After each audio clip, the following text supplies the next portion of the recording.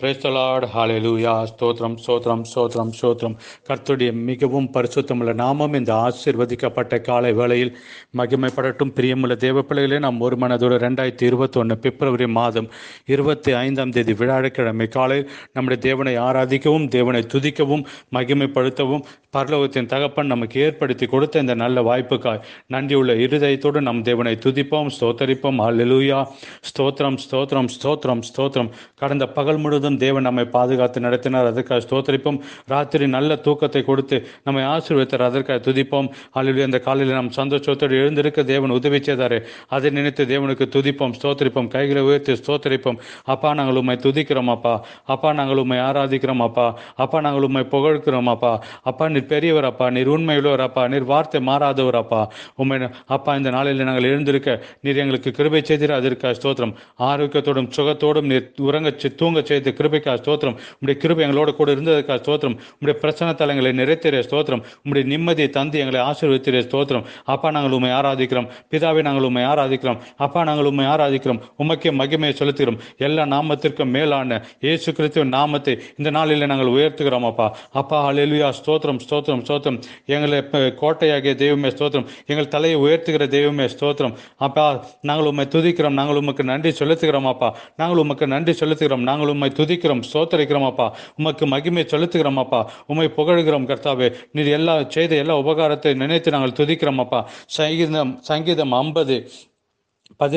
நீ தேவனுக்கு ஸ்தோத்திர பலியிட்டு உன்னதமானவருக்கு உன் பொருத்தனை செலுத்தி. இந்த நாளில் நாம் என்ன சொல்ல வேண்டும்? நாம் தேவனுக்கு ஸ்தோத்திர பலி செலுத்த வேண்டும். ஆபத்து காலத்தில் என்னை நோக்கி கூப்பிடு, நான் உன்னை விடுவிப்பேன், நீ என்னை மகிமைப்படுத்துவாய். அப்போ எந்த சூழ்நிலையிலும் நாம் தேவனை நோக்கி கூப்பிட வேண்டும். நேற்று நாம் கேட்டது போல, நாம் கூப்பிட்டால் அவர் நம்மை தப்புவிப்பார், நம்மோடு கூட இருப்பார். 23 ஸ்தோத்திர பலியிடுகிறவன் என்னை மகிமைப்படுத்துகிறான். ஆமீன். அப்போ இந்த நாளில் நாம் ஸ்தோத்திரம் சொல்லும்போது, ஸ்தோத்திரம் ஸ்தோத்திரம் ஸ்தோத்திரம் ஸ்தோத்திரம் என்று சொல்லும்போது, ஆமீன், பலியிடுகிறோம். பழைய ஏற்பாட்டில் காளைகளையும் ஆட்டுக்குட்டிகளையும் பலி கொடுத்தார்கள். ஆனால் புதிய ஏற்பாட்டில் ஆமீன், நாம் வாய்களை திறந்து ஸ்தோத்திரம் என்று சொல்லும்போது, ஆமீன், அது அவருடைய பாதத்தில் ஸ்தோத்திர பலியாய் மாறுகிறது. ஸ்தோத்திர பலியிடுகிறவன் என்னை மகிமைப்படுத்துகிறான். தன் வழியை செவ்வைப்படுத்துகிறவனுக்கு தேவனுடைய ரட்சிப்பை வெளிப்படுத்துவேன். ஆமீன். தன் வழியை செவ்வைப்படுத்துகிறவனுக்கு தேவனுடைய ரட்சிப்பை அவர் வெளிப்படுத்தி காண்பிப்பார். அப்படியானால் இன்றைக்கு நாம் ஸ்தோத்திர பலிகளை செலுத்தி தேவனை மகிமைப்படுத்துவோம். எல்லாரும் சேர்ந்து நாம் ஸ்தோத்திரங்களை செலுத்துவோம். நாம் ஜெபிக்க போகிறோம். ஆமென். ஒரு மனதோடு நாம் ஜெபிப்போம். கண்களை மூடுவோம். ஜெபத்தை கேட்டுக்கொண்டு இருக்கக்கூடாது. நாம் ஜெபத்தை கேட்க அல்ல, ஜெபிக்க நாம் அழைக்கப்பட்டிருக்கிறோம். ஜெபத்தை கேட்க தேவன் இருக்கிறார். நாம் ஜெபிப்போம். எல்லாரும் ஜெபிப்போம். ஜெனரல் விஷயமாய் பிரார்த்திக்கிறோம். பர்சனல் விஷயத்திற்காக ஜெபிக்கலாம். ஆனால் தேவ ஆவியானவர் எப்படி நடத்துகிறாரோ அப்படியே நாம் ஜெபிப்போம். எல்லாரும் ஒரே மனதோடு கேட்டு ஆமென் என்று சொல்லுவோம்.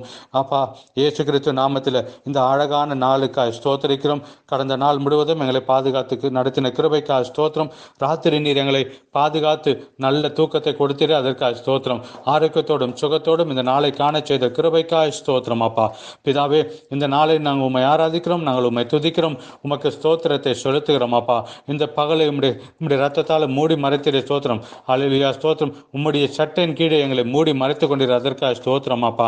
அப்பா, இயேசு கிறிஸ்துவின் நாமத்தில் இன்றைக்கு இந்த சத்தத்தை கேட்கிற எல்லா பிள்ளைகளுக்காக ஜெபிக்கிறோம் அப்பா. அவர்கள் இருக்கிற இடத்துல உம்முடைய கிருபையால் நிரப்புங்க.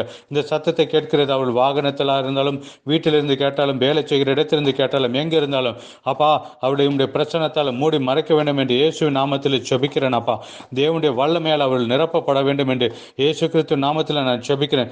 அநேகர் அப்பா ஸ்தோத்திரம் கர்த்தாவே, உம்முடைய கிருபையை அனுபவிக்க நீர் கிருபை செய்கிறதுக்காக ஸ்தோத்திரம். கர்த்தராகிய இயேசு கிறிஸ்துவின் நாமத்தில் இந்த சத்தத்தை கேட்கிற ஜனத்தை ஆசீர்வதிக்கிறேன். அவருடைய குடும்ப வாழ்க்கையை ஆசீர்வதிக்கிறேன். அவருடைய வாழ்க்கை துணையை ஆசீர்வதிக்கிறேன். அவருடைய வேலை செய்கிற இடத்தை ஆசீர்வதிக்கிறேன். பிள்ளைகளை ஆசீர்வதிக்கிறேன். நன்மையினாலும் கிருபையினாலும் அவருடைய நிரப்பி நடத்தும்படியாக ஜெபிக்கிறேன். இந்த நாளில் இந்த சத்தத்தை கேட்கிற யாராலும் பரிசுத்த ஆவியானவருடைய வல்லமையை பெற்றுக்கொள்ளாமல் இருந்தால் அவளுக்காக ஜெபிக்கிறேன். இயேசு கிறிஸ்துவின் நாமத்தில் இவள் ஆவியினால் நிரம்பப்பட்டும், பரிசுத்த ஆவியின் வல்லமையால் நிரப்பப்பட்டும், புது பலனால் நிரம்பட்டும், புது வல்லமையால் நிரப்பட்டும், புது கிருபைகளால் நிரப்பட்டும். ஆமென். உம்முடைய வல்லமையால், உம்முடைய பலத்தால் அப்பா உம்முடைய பிள்ளைகளை நிறைத்து நீர் ஆசீர்வதிக்கிறதுக்காக ஸ்தோத்திரம் அப்பா. நன்றி கர்த்தாவே. அப்பா உம்மால் கூடாதது ஒன்றுமில்லையே. ஆவியால் நிரம்பப்படட்டும் இயேசு கிறிஸ்து நாமத்தில் அவள் ஆவியால் நிரப்பப்பட்டு ஆவியின் வாழ்க்கை வாழ உதவி செய்யணுமே. ஆமேன். அவள் புது பலனை பெற்று ஆமேன் புது வல்லமையோடு அவள் முன்னேறி செல்ல, அவள் வேலை செய்கிற இடத்திலும் ஊழியம் செய்கிற இடம் எதுவாக இருந்தாலும் ஆமேன் உம்முடைய ஆவியில் நடத்தப்படுவர்களாய் மாறட்டும் தகப்பனே. இயேசு நாமத்தில் அப்பா நாங்கள் உம்மிடத்தில் கேட்கிறோம். ஆவியினால் எல்லாரையும் நிரப்ப வேண்டும் என்று ஜெபிக்கிறோம். வியாதியாக இருக்கிறவர்கள் இயேசு கிறிஸ்து நாமத்தில் சுகத்தை பெற்றுக்கொள்ளட்டும். ஆமேன். தொடர்ந்து இருக்கிற தலைவலிகள் இயேசு கிறிஸ்துவின் நாமத்தில் சுகமாகட்டும். எல்லா மைக்ரேன் ஸ்பிரிட்டும் இயேசுவின் நாமத்தில் விட்டு போகட்டும். பரிபூர்ண சுகம் உண்டாகட்டும். பரிபூர்ண சுகம் இயேசு நாமத்தில் பெற்றுக்கொள்ளட்டும். அல்லேலூயா. எல்லா மைக்ரேன் ஸ்பிரிட் அப்பா உம்முடைய பிள்ளைகளை வாழ்க்கையிலிருந்து நீர் விடுதலாக்கி கொடுத்திர ஸ்தோத்திரம். ஆமே. பரிபூர்ண சுகத்தை கொடுத்திர அதுக்காக ஸ்தோத்திரம் அப்பா. நன்றி கர்த்தாவே. ஆமே. இன்னும் அநேக வேதனையாலும் சரீர பிரச்சனைகளாலும் ஆமேன் இருக்கிறவர்களுக்காக ஜெபிக்கிறோம். அவளுக்கு விடுதலை கொடுக்க வேண்டும் என்று ஜெபிக்கிறோம். 2 கால் முட்டிக்கு கீழே ஆமேன் வலியால் கஷ்டப்படுவர்களுக்காக ஜெபிக்கிறோம். ஆமேன். நீர் கோவையால் பாதிக்கப்பட்டவர்களுக்காக ஜெபிக்கிறோம். இயேசு கிறிஸ்து நாமத்தில் அவள் சுகத்தை பெற்றுக்கொள்ளட்டும். ஆரோக்கியத்தை பெற்றுக்கொள்ளட்டும்.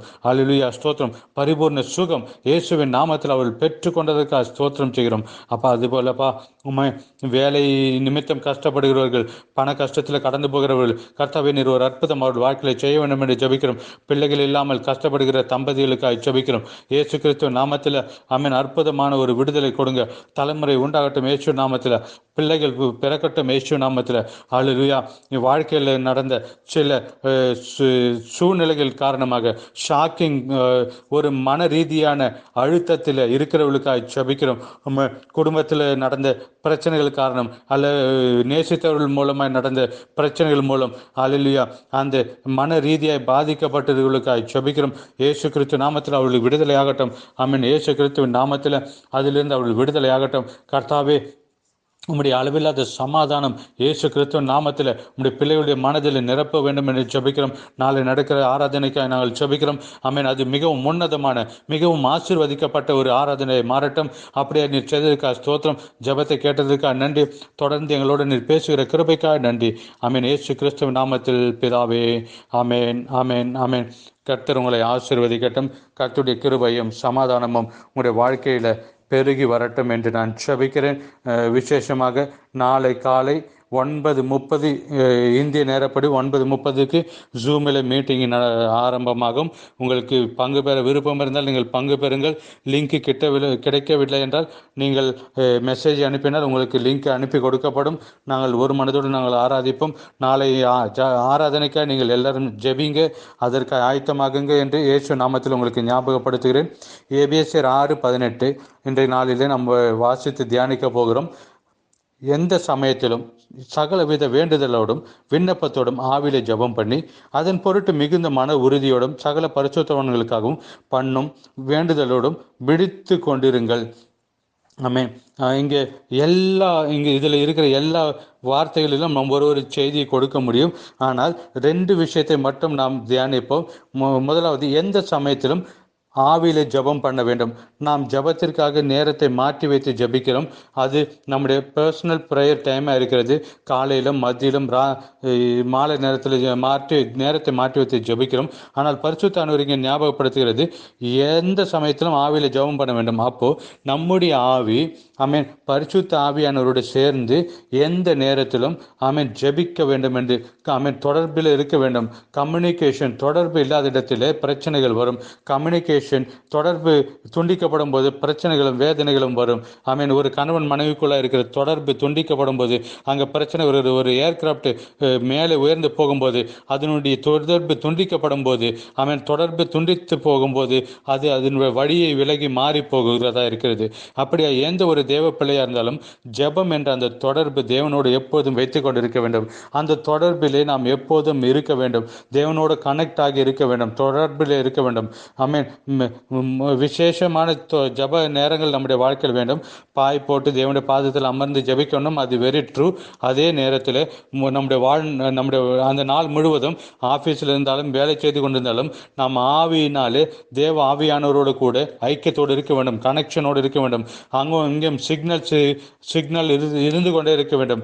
அது என்று அப்படியே சொல்கிறேன். ரெண்டாவது, ஜபத்தில் மன உறுதியாக இருக்க வேண்டும். ஆமே, தேவ பிள்ளைகளுக்கு இருக்க வேண்டிய ஒன்று முக்கிய ஒரு குவாலிட்டி மன உறுதி இருக்க வேண்டும். எல்லா விஷயத்திலும் மன உறுதி இருக்க வேண்டும். சிலர் சொல்லுவாங்க அவனுக்கு மன உறுதி இல்லைன்னு சொல்லுவாங்க. அப்படி அல்ல. நாம் ஜபிக்கிற விஷயத்திலும் தேவனுக்கென்று ஊழியம் செய்கிறதா இருந்தாலும் எந்த விஷயமா இருந்தாலும் ஒரு மன உறுதி இருக்க வேண்டும். மன உறுதி என்று சொல்வதற்கு வேறு ஒரு அர்த்தம் என்று சொன்னால், ஒரு பிரச்சனை வருகிறது, தாமதமாகிறது, நாம் நினைத்தபடி நம்முடைய வேலைகள் நடக்கவில்லை, நாம் நினைத்த ரிசல்ட் நமக்கு கிடைக்கவில்லை என்றால் நாம் செய்கிற விஷயத்தில் நாம் என்ன செய்ய வேண்டும்? மன உறுதியோடு செய்து கொண்டிருக்க வேண்டும். அப்படி நாம் செய்து முடிக்கும் வரை நாம் அதில் மன உறுதியோடு இருந்து செய்ய வேண்டும். வேறு வேறு விதத்தில் சொன்னால் நீடிய பொறுமையோடு இருக்க வேண்டும். நாம் யாராலும் நம்முடைய தவறு செய்தால் மன்னிக்கிறதல்ல நீடிய பொறுமை, மாறாக ஆபிரகாம் நீடிய பொறுமையோடு இருந்து வாக்குத்தத்தத்தை பெற்றுக்கொண்டார். ஒரு விவசாயி நீடிய பொறுமையோடு இருந்து அவர் அறுவடை செய்கிறார். விவசாயி இன்றைக்கு விதை விதைத்து விட்டு நாளைக்கு முளைக்கவில்லை என்று அவர் நிறுத்தி விடுவதில்லை.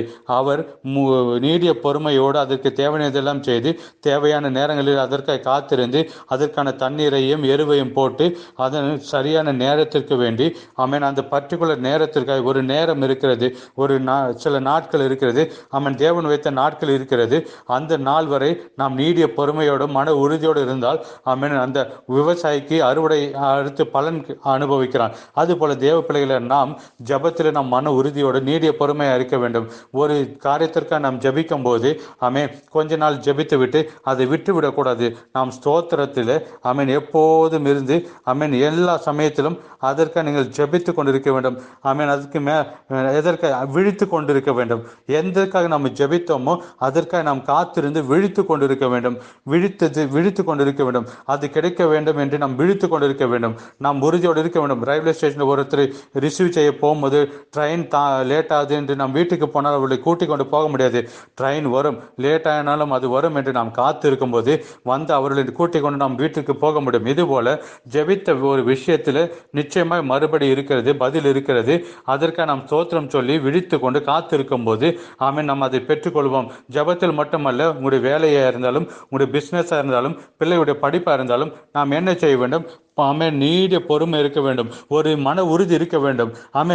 அதை நாம் தொடர்ந்து செய்ய வேண்டும். அதில் நிலைத்து நிற்க வேண்டும். அப்படி நின்றால் மட்டுமே நாம் என்ன செய்ய முடியும்? நாம் வெற்றியை பெற முடியும். அது ஜபமாக இருந்தாலும், நம்முடைய அனுதின வாழ்க்கையாக இருந்தாலும், பிராக்டிக்கல் லைஃபாக இருந்தாலும், பிரியமானவர்களே, நாம் மன உறுதியாக இருந்தால் மட்டுமே நாம் வெற்றியை பெற முடியும். ஒரு பிஸ்னஸை தொடங்கணும். ஒரு சிலர் பார்ப்பாங்க, ஒரு வேலைக்கு போனால் 1 வாரம் 2 வாரம் இல்லை 1 மாதம் நிற்பாங்க, வேறு வேலைக்கு போவாங்க. மன உறுதி கிடையாது. அப்படியே இருக்கிறவங்களுக்கு ஒரு இடத்துல வேலை செய்ய முடியாது. காத்திருங்க, தேவன் உங்களுக்கு உதவி செய்வார். நாம் அங்கே மன உறுதியுடன் பொறுமையை காத்திருந்தால், நாம் ஜெபித்து விட்டு அந்த வேலைக்கு போனோம், அங்கே கண்டினியூ செய்து அங்கே நாம் பொறுமையாய் நீடி சாந்தத்தோடு மன உறுதியோடு இருந்தால் தேவன் நமக்கு உதவி செய்வார். தேவன் நம்மை ஆசீர்வதிப்பார். தேவன் அந்த இடத்துல நம்மை உயர்த்துவார். ஆனால் தேவன் வைத்திருக்கிற அந்த நேரத்திற்காக காத்திருக்க வேண்டும். தேவனுடைய நேரத்திற்காக நாம் காத்திருக்க வேண்டும். மன உறுதியோடு நிற்க வேண்டும். சிலர் பிஸ்னஸ் தொடங்குவாங்க, அதை பாதி வழியில் நிறுத்திட்டு அடுத்த பிஸ்னஸ் தொடங்குவாங்க. அப்படியே 100 விதமான பிஸ்னஸை தொடங்கி ஜெயிக்க முடியாமல் போவார்கள். நாம் அப்படியே இருக்கக்கூடாது. தேவன் நம்மோடு எது செய்தாலும் அது வெற்றியை கொடுப்பார். தேவன் நம்மளே தொடங்கினது அவர் நிறைவேற்றி முடிப்பார், வெற்றியை கொடுப்பார். அதனால நாம் என்ன செய்ய வேண்டும்? மன உறுதியுடன் இருக்க வேண்டும். ஜெபத்தில் மன உறுதியுடன் இருக்க வேண்டும். நம்முடைய வாழ்க்கையில் எல்லா விஷயத்திலும் நாம் மன உறுதியுடன் இருக்க வேண்டும். ஆவிக்குரிய வாழ்க்கையாக இருந்தாலும் நாம் உடனே உற்சாகத்தை காண்பிப்போம். ஒரு மெசேஜை கேட்டு உற்சாகம் காண்பிப்போம். கொஞ்ச நாளுக்கு அப்புறம் அந்த உற்சாகம் எல்லாம் குறைந்து போகும். நாம் குறைந்து போவோம். நம்முடைய உற்சாகம் குறைந்து போகும். பைபிள் வாசித்தாலும், ஜெபித்தாலும், ஆராதனைக்கு போகிறதா இருந்தாலும், ஊழியம் செய்கிறதா இருந்தாலும், சுவிசேஷம் சொல்லுகிறதா இருந்தாலும், தேவனுடைய விஷயத்தில் நாம் மன உறுதி உள்ளவர்களாக இருக்க வேண்டும். அப்படி இருந்தால் மட்டுமே நம்முடைய ரிசல்ட்டை பார்க்க முடியும். ரிசல்ட் ஓரியன்டாக, சக்ஸஸ் ஓரியன்டாக இருக்க வேண்டும்.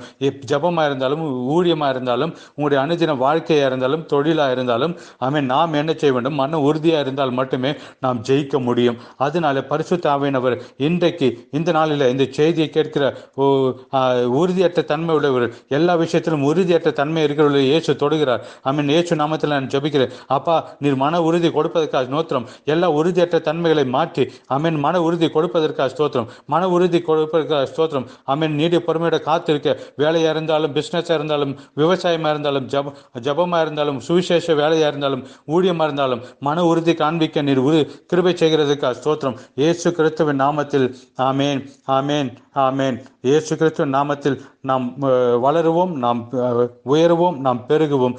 அதில் நாம் நீடிய பொறுமையாய் காத்திருப்போம். கர்த்தர் நிச்சயமாக ஆசீர்வதிப்பார். God bless you, God bless you, God bless you. Amen.